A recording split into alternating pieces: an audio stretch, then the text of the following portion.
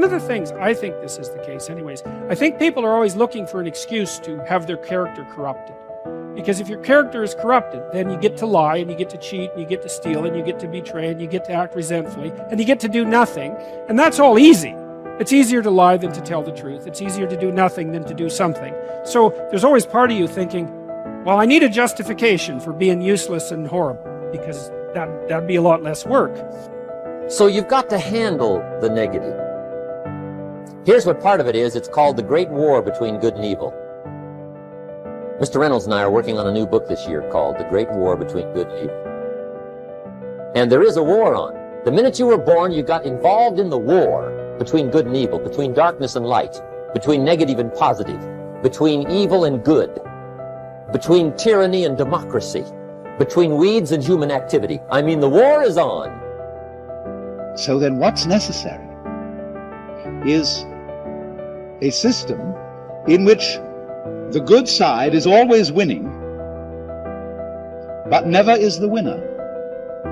Where the evil side is always losing, but never is the loser. That's a very practical arrangement for a successful ongoing game which will keep everybody interested. And you must recognize then that this outgroup is your necessary enemy, whom you need. He keeps you on your toes. But you mustn't obliterate him. If you do, you're in a very dangerous state of affairs. But darkness is always trying to move in and take all the territory. But if you turn on the light, its energy starts to repel darkness. Darkness begins to move away. And the brighter the light, the further away the darkness must move.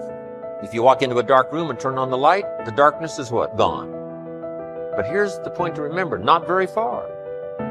The darkness seems to be, yes, it's gone, but it's waiting for its chance.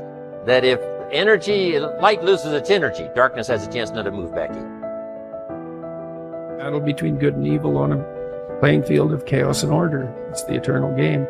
And, you can play that out in the external world, but part of what the religious enterprise is about, and the Christians have really contributed to this, is the notion that sacred battle is fundamentally spiritual, which is to say, in some sense, fundamentally psychological. It's to be fought on the battleground of the soul, internally. It's a subjective issue.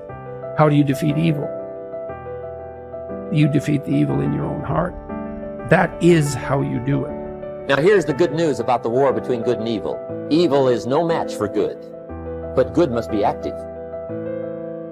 Weeds are no match for human activity, but if you stand still, how far in will they come? All the way. They'll grow right up around your shoes. But if you get busy, how far back can you take them? As far as you wish.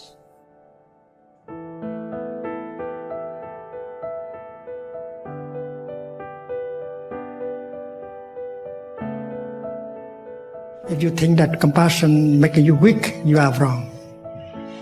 Compassion may cause a person to sacrifice his life to save other people.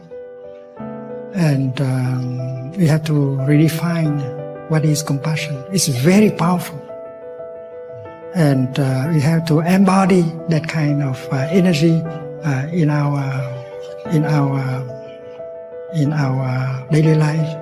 We have to educate people about this. You have to show what compassion can achieve. When someone is angry, he's being burned by the fire of anger. And if he knows how to practice compassion, anger will die down very quickly, and he looks much better, much more beautiful, much more attractive. And that is why we have to exemplify, embody that practice of compassion in order to persuade other people to do the same. Compassion helps us to sleep well. Compassion protects us better than guns and bombs and money. Many of us think that we are safer if we have more money, but you can lose your money very easily. But compassion is a kind of energy that can help protect you much more effectively than money. And compassion help you to relax. And your body has more capacity to heal itself.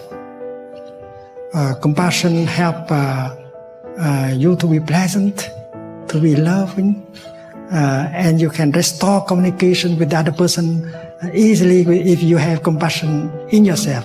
You understand the other person.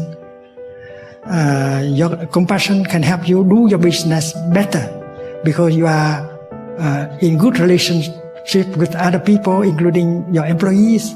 So you can list a lot of qualities of compassion, and we should have a man, a woman, a community of men and women practicing